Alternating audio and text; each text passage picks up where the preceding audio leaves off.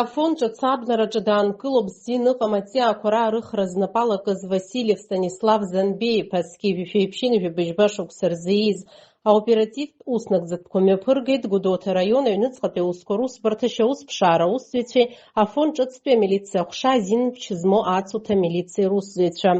Атәылауаҩ Васильев далархәны аҭыԥ агәаҭараан амилициа аусзуҩцәа ирыԥшааит Аԥсны ахьаҵанакуа заарыхра азин ыҟам аныцә аҵиаақәа рдацқәа алада Краснодартә иахкыҳәа изышьҭоу. Аҩныҵҟатәи аусқәа рминистр, аексперт-криминалисттә центр лабораториаҿы ишьақәдыргылеит иԥшааз ҩажәи жәеиза шьаҭа аныцә аизҳараан арҩашьыгатә активтә компонентқәа шалоу.